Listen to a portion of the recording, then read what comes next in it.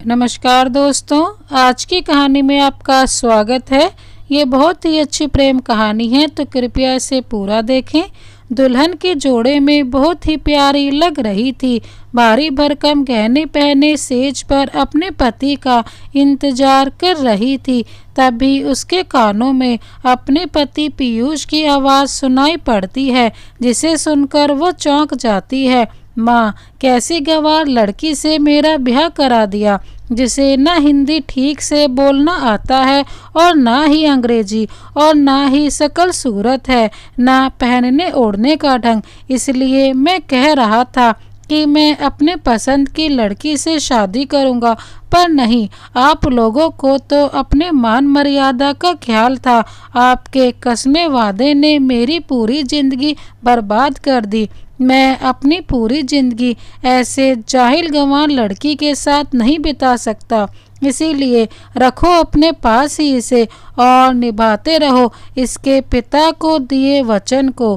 गुस्से से अपना सामान बैग में भरते हुए पीयूष कहता है, ऐसी बातें अब तुम्हें शोभा नहीं देती पीयूष, क्योंकि अब तुम्हारे ऊपर तुम्हारी जीवन संगनी की भी जिम्मेदारी है, जिसे विवाह के पवित्र गठबंधन से बांधकर तुम इस घर की बहू बनाकर लाए हो। उसे तुम ऐसे नहीं छोड़कर जा सकते।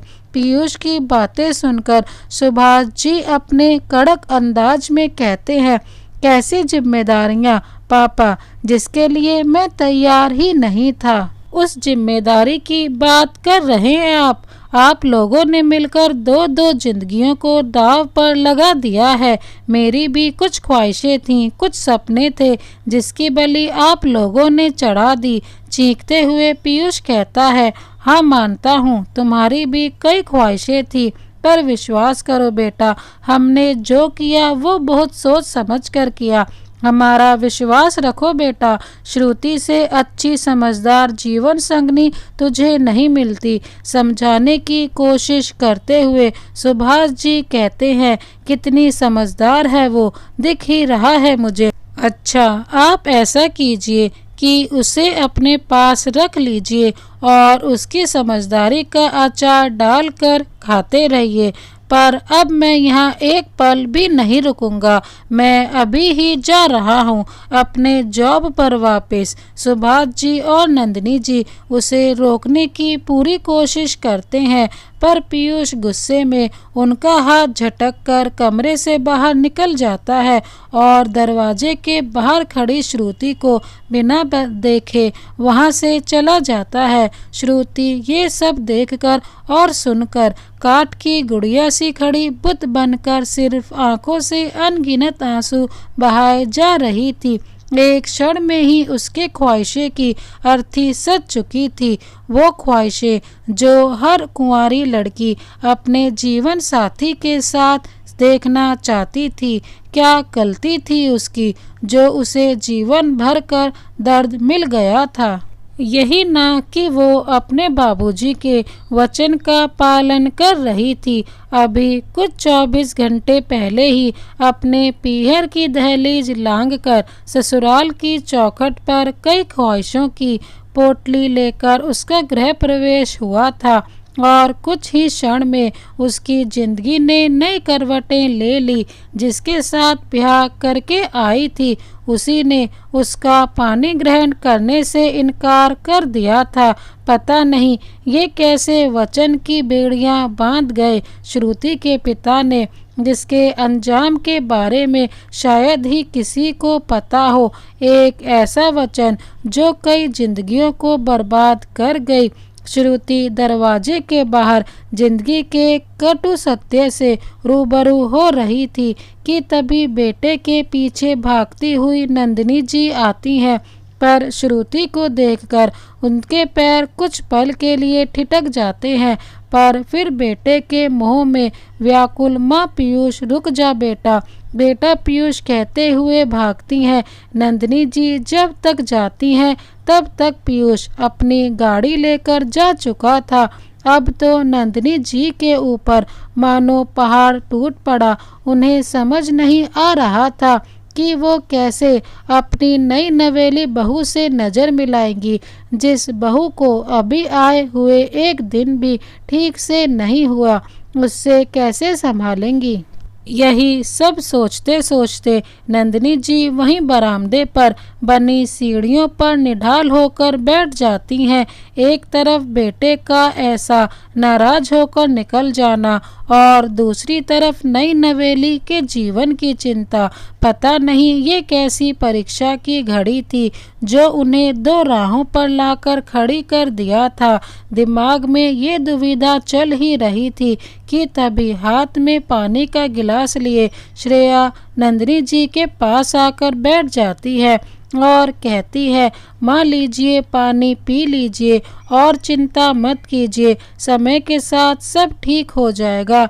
है तो मरहम भी वही लगाता है, वक्त दर्द देता मैं जानती हूँ, इन सब का जिम्मेदार मैं ही हूँ।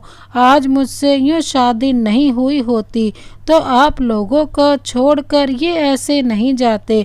मैं ही बदकिस्मत हूँ जो बचपन में मेरे जन्म होते मेरी माँ छोड़कर चली गई। जवानी की दहलीज पर आई तो पिताजी छोड़कर चले गए और अब शादी हुई तो पति मुंह मोड़कर चले गए। कहते कहते श्रेया भावुक हो जाती है।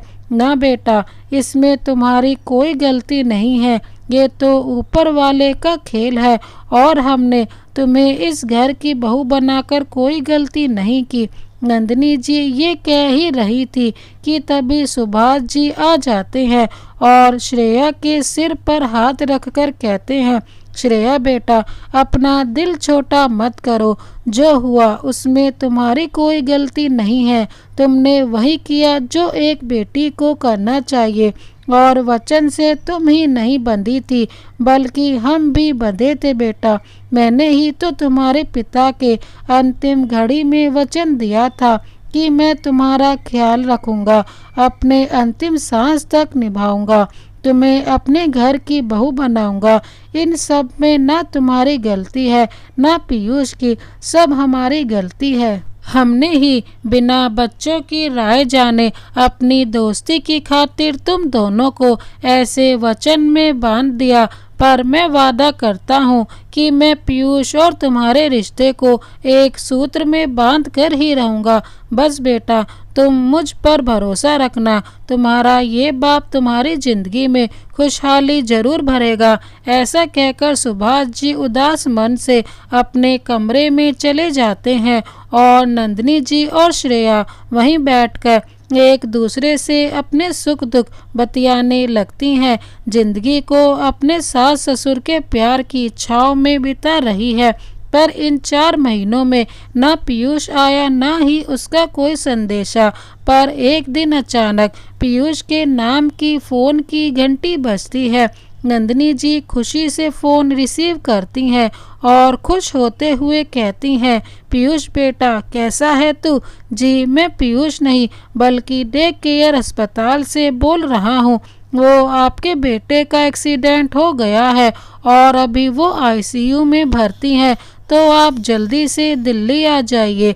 एक्सीडेंट की खबर सुनकर नंदिनी जी के पैर लड़खड़ाने लगते हैं और वो रोते हुए जमीन पर बेसुध गिर जाती हैं। उनकी ये अवस्था देखकर श्रेया भागकर नंदिनी जी के पास आती है और उन्हें संभालते हुए पूछती है, माँ क्या हुआ? माँ आंखें खोलिए, क्या हुआ?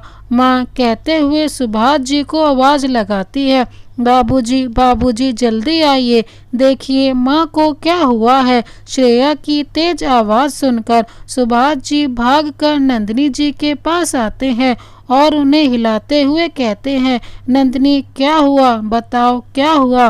किसका फ़ोन था? बताओ नंदिनी। सुभाष जी की तेज आवाज़ नंदिनी जी के कानों में गूंज उठती है। तब जाकर उन्हें होश आया। फिर वो घबराते हुए कहती हैं, चलिए जी, जल्दी चलिए, हमें अभी निकलना है, वहाँ मेरा बेटा। कहते कहते फफक पड़ती हैं, ये क्या कह रही हो पीयूष की माँ? पीयूष को क्या?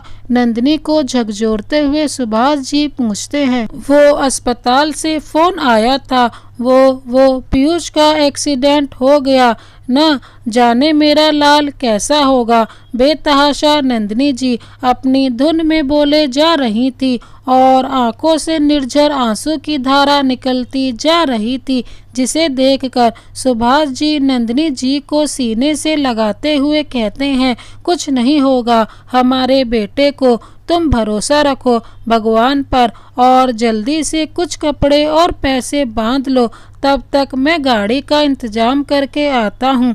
ऐसा कहकर सुभाष जी गाड़ी की व्यवस्था करने चले जाते हैं और नंदिनी जी और श्रेया सामान बांध लेते हैं।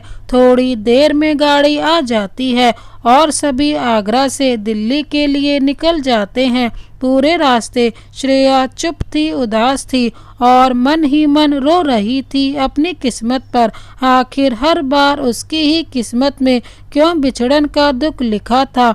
माँ, पिताजी वो पहले ही खो चुकी थी और अब वो जो जिंदगी की जंग लड़ रहा था, वो भले ही श्रेया को दिल से नहीं अपनाया था, पर वो थी तो उसकी ब्याही ही ना। वो कैसे अपने कर्तव्यों से पीछे हट जाती, इसलिए तो साथ चली आई। नंदिनी जी के मना करने के बावजूद भी आज उसे सच में भगवान से शिकायतें थीं। वो आज तक अपनी तकदीर को स्वीकारते रही, पर आज उसका सब्र जवाब दे रहा था, क्योंकि उसे लग रहा था कि उसके कर्मों की सजा पीयूष भुगत रहा है। वो जब से पीयूष की जिंदगी में आई थी तब से बुरा ही हो रहा था। नंदिनी जी का हंसता खेलता प्यारा परिवार उसकी वजह से बिखर गया था। सुभाष जी का इकलौता बेटा उनसे मुंह मोड़ कर चला गया और इन सब की वजह सिर्फ वो और वो थी। श्रेया अपने आप से द्वंद्व कर रही थी कि तभी गाड़ी के हॉर्न के आवाज के साथ गाड़ी रुक जाती है।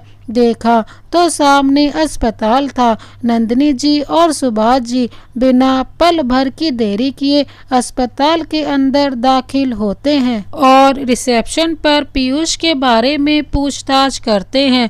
पीयूष का नाम सुनकर वहीं बैठा अमन, पीयूष का दोस्त, आता है और कहता है, अंकल जी मैं पीयूष का दोस्त अमन, आप चलिए मेरे साथ। फिर सभी अमन के पीछे पीछे आईसीयू तक जाते हैं और फिर सभी बाहर खड़े होकर डॉक्टर का इंतजार करने लगते हैं। सभी बेचैनी से आईसीयू पर निगाहें टिका कर खड़े थे। इसी बीच सुभाष जी अमन से एक्सीडेंट की जानकारी लेते हुए पूछते हैं, ये सब कैसे हुए बेटा? अंकल जी मुझे भी कुछ ठीक से पता नहीं है, बस इतना पता है कि कल रात पीयूष काफ़ी निराश था, उसका जॉब छूट गया। और वो ऐसा कहकर अमन नंदिनी जी और श्रेया को देखकर शांत हो जाता है। और वो क्या अमन बेटा, मुझे साफ साफ बताओ, भगवान के लिए कुछ मत छुपाओ मुझसे।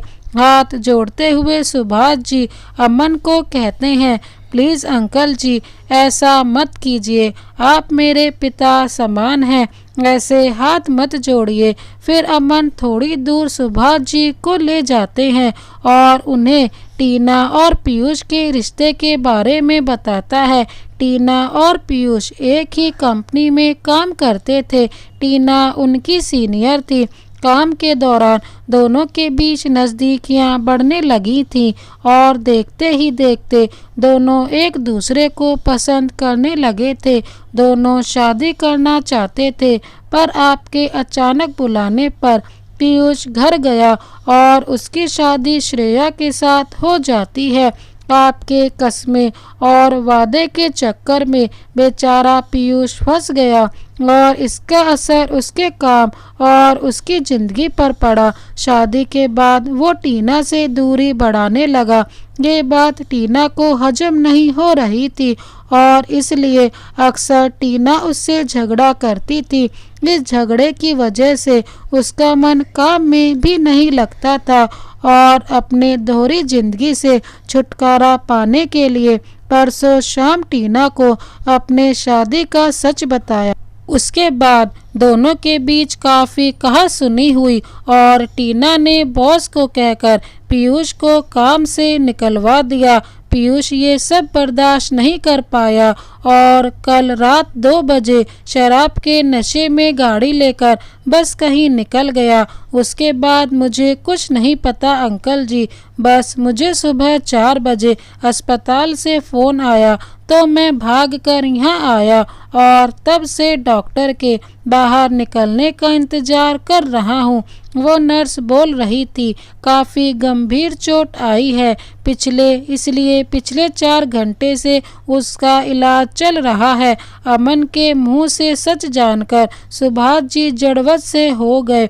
वो वहीं लगी कुर्सी पर धम से बैठ जाते हैं और अपना सिर पीट लेते हैं और कहते हैं, ये क्या कर दिया मैंने, इतना बड़ा अपराध कैसे मैं कर गया।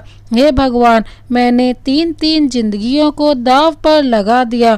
काश मुझे जरा सा भी आभास होता पीयूष और टीना के बारे में तो मैं ऐसा कतई नहीं करता। ओ, इन सब में मेरा बेटा पिस गया।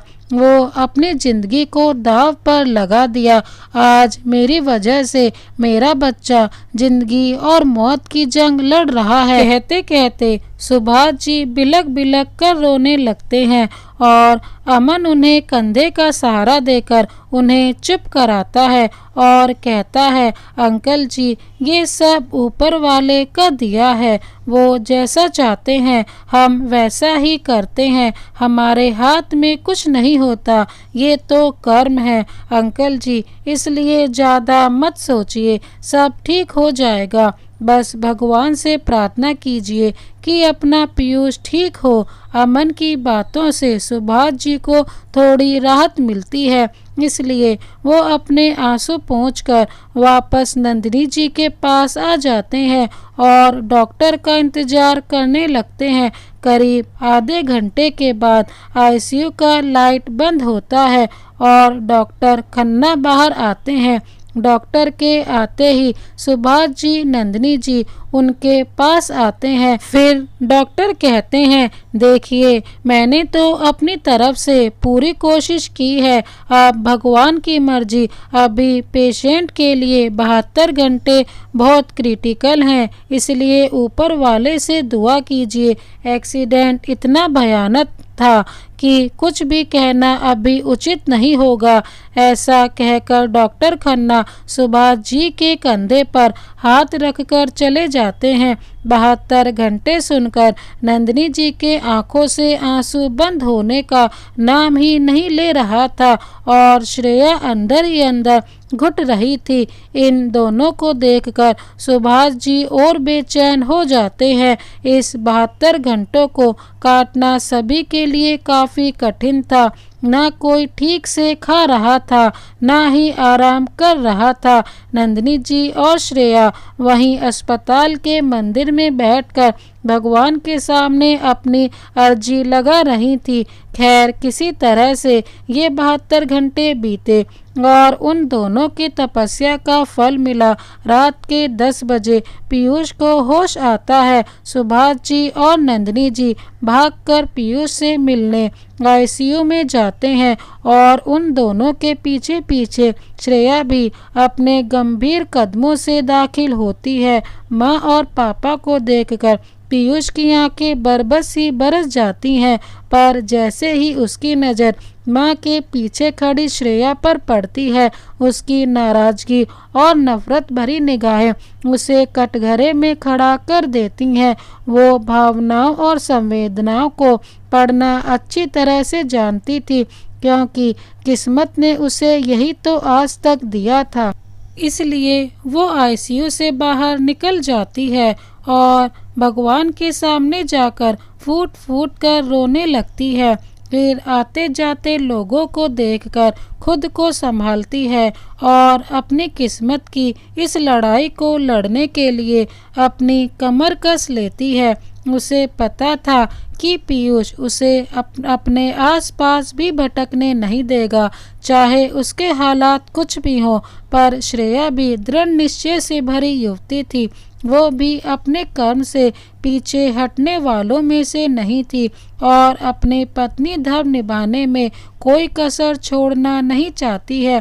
इसलिए अपने आंसू पोंछती है और आईसीयू में जाती है। फिर थोड़ी देर बाद सभी नर्स के कहने पर बाहर आ जाते हैं, क्योंकि पीयूष की हालत ऐसी नहीं थी कि उसे सबके बीच रखा जाए। वो अभी भी अपने दर्द और अपने जख्म से गुजर रहा था। वो पूरी तरह से घायल था और फिलहाल सिर्फ उसे होश आया था, ठीक नहीं हुआ था। खैर, नंदिनी जी और सुभाष जी को तो बस इस बात की खुशी थी कि उनका बेटा उनकी आंखों के सामने था। हाँ, तकलीफ से जूझ रहा था पर सही सलामत था। इसी बात के लिए दोनों पति पत्नी भगवान को धन्यवाद दे रहे थे कि तभी नर्स आकर कहती है, सुभाष जी, आप सभी को डॉक्टर खन्ना अपने कैबिन में बुला रहे हैं। नर्स की बात सुनकर तुरंत सुभाष जी, नंदिनी जी और श्रेया डॉक्टर खन्ना के कैबिन में जाती हैं, जहां डॉक्टर खन्ना बैठे हुए थे और पीयूष का रिपोर्ट चेक कर रहे थे। जी आइए बैठिए, कहते हुए डॉक्टर खन्ना अपनी बात आगे बढ़ाते हैं। देखिए, मैं आप लोगों को कोई भ्रम में नहीं रखना चाहता, इसलिए यहाँ बुलाया हूँ। फिर डॉक्टर खन्ना पीयूष का एमआरआई और एक्सरे रिपोर्ट दिखाते हुए कहते हैं, एक्सीडेंट इतना भयानक था कि पीयूष की रीढ़ की हड्डी डैमेज हो गई है। शायद वो फिर कभी खड़ा ना हो पाए। सिर में भी काफ़ी चोट आई है, पर अभी खतरे से बाहर है। एक हाथ और एक पैर में फ्रैक्चर हुआ है, तो उसे भी ठीक होने में अभी समय लग जाएगा। उसके कुछ ऑपरेशन भी किए गए हैं रीढ़ की हड्डी ठीक होने के लिए, पर पूरी तरह से कामयाब नहीं हुए। यह कुछ दिनों के बाद ही पता चलेगा, जब वो उठ के बैठ पाएगा।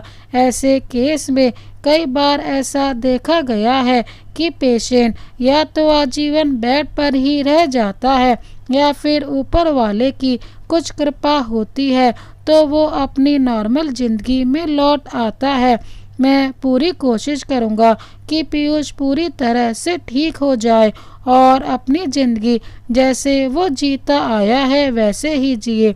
डॉक्टर खन्ना की बातों से सभी के चेहरे पर गंभीरता की लकीर दिखने लगती है, पर कर भी क्या सकते थे सिवाय भगवान के प्रार्थना के। खैर, दिन यूं ही इंतजार में बीत रहे थे कि एक दिन पीयूष पूरी तरह ठीक होकर घर वापस आ जाएगा, और आखिरकार वो दिन आ भी गया। 1 महीना अस्पताल में रहने के बाद डॉक्टर खन्ना उसे घर ले जाने की इजाज़त दे देते हैं। पीयूष घर तो आ जाता है, पर वो श्रेया से दूर रहना चाहता था, पर ये असंभव नहीं था, क्योंकि किसी न किसी को 24 घंटे पीयूष के पास रहना था उसकी देखभाल करने के लिए, क्योंकि वो अभी भी उठकर चलने फिरने की स्थिति में नहीं था। और ऐसे में एक श्रेया ही थी जो पीयूष की देखभाल अच्छे से कर रही थी। पीयूष की जिद और वर्तमान स्थिति देखते हुए नंदिनी जी दिल पर पत्थर रखकर अपने बेटे की बात मान लेती हैं और श्रेया को उससे दूर रहने की कहती हैं। आप पीयूष की देखभाल के लिए सुभाष जी अमन हिदायत देते हैं कि मदद से एक नर्स को 12 घंटे के लिए रख लेते हैं। नर्स सुबह 8 बजे आती और रात के 8 बजे अपने घर वापस चली जाती। फिर तो पीयूष को देखने वाला सुभाष जी और नंदिनी जी बचते थे। नंदिनी जी कुछ दिनों तक पीयूष के कमरे में ही सोती थीं, ताकि रात बिरात उसे किसी चीज़ की ज़रूरत हो तो उठकर दे सके। पर एक रात अचानक सुभाष जी की तबीयत बिगड़ जाती है। उनका बीपी और शुगर काफ़ी हाई हो जाता है। शायद पीयूष की हालत को देखकर वो चिंतित रहने लगे थे और इसी वजह से अचानक उनकी तबीयत खराब हो जाती है। एक तरफ पति और दूसरी तरफ बेटे की हालत देखकर नंदिनी जी काफ़ी परेशान हो जा रही थी। इसीलिए उन्होंने श्रेया को कहा, श्रेया बेटा, मैं जानती हूँ अब तक तुम्हारे ऊपर क्या कुछ नहीं गुजरा। मैं चाहकर भी तुम्हारे जीवन में खुशियों के रंग नहीं भर पा रही हूँ। मुझे माफ़ कर दे बेटा, पर अब जो तुम्हारे साथ होने वाला है वो शायद और भी बुरा हो, क्योंकि अब से तुम्हें ही पीयूष की देखभाल करनी है। इस दौरान तुम्हें बहुत कुछ सुनना और सहना पड़ेगा। पीयूष तुम्हें अपने पास देखेगा तो तुम्हें भला बुरा कहेगा ही, पर बेटा सह लेना इस पवित्र रिश्ते की खातिर। देखना एक दिन पीयूष का दिल भी पिघलेगा और वो तुम्हें अपना लेगा। कहते कहते नंदिनी जी भावुक हो जाती हैं और उनकी आंखें श्रेया के सामने झुक जाती हैं। प्लीज़ माँ, ऐसा मत बोलिए। आपने तो पूरी कोशिश की हमारे रिश्ते को ठीक करने की, पर शायद मेरी ही किस्मत में इस रिश्ते का सुख ना लिखा हो। तभी तो वो मुझसे इतनी नफरत करते हैं कि मुझे अपने आसपास देखना भी पसंद नहीं करते। कहते कहते श्रेया के आंखों में आंसू तैरने लगते हैं और उसकी आवाज़ बंद जाती है। ना मेरी बच्ची, ऐसा नहीं कहते। भगवान के घर देर है अंधेर नहीं। भरोसा रख ऊपर वाले पर, सब ठीक होगा बेटा। फिर मन में एक आशा की उम्मीद लिए नंदिनी जी श्रेया को कहती हैं, आज से तू ही पीयूष के कमरे में सोएगी, क्योंकि मुझे तेरे पापा जी को भी देखना है। पर माँ, ये थोड़ा डर से सहमते हुए श्रेया कहती है, तू चिंता मत कर, मैं पीयूष को समझा दूंगी। अच्छा ये ले पानी और पीयूष को दवा दे दे। उसके दवा खाने का समय हो रहा है और रात को सोने से पहले थोड़ी एक्सरसाइज करवा देना हाथों का, जैसे अस्पताल में नर्सों ने बताया था। ठीक है श्रेया बेटा, अब मैं जरा तेरे पापा जी को भी देख लूं। ऐसा कहकर नंदिनी जी तो अपने कमरे में चली जाती हैं, पर श्रेया अभी भी असमंजस में डूबी थी। उसे समझ नहीं आ रहा था कि वो पीयूष के सामने जाए तो जाए कैसे। वो तो नफरत करता है उससे, वो तो एक पल भी अपने आसपास उसे टिकने नहीं देगा, पर मजबूरी थी। इसीलिए श्रेया हिम्मत करके डरते डरते पीयूष के कमरे में जाती है और टेबल पर पानी का गिलास और दवा रखती है। जैसे ही सामान रखने की आवाज़ आती है, वैसे ही पीयूष आवाज़ देता है, माँ, कब से मैं आपका इंतज़ार कर रहा था। देखिए मेरे पैरों में कब से खुजली हो रही है और मैं आपका नालायक बेटा उठकर अपने काम भी नहीं कर पा रहा हूँ। माँ, सच में मैं आप लोगों पर बोझ हो गया हूँ। ओ काश मैं उस एक्सीडेंट में मर गया होता। और अपने को कोसता है। क्या श्रेया अपने पति के दिल में अपने लिए जगह बना पाएगी? क्या श्रेया का पति उसे पत्नी का दर्जा दे पाएगा? देखने के लिए देखिए इस कहानी का पार्ट 2।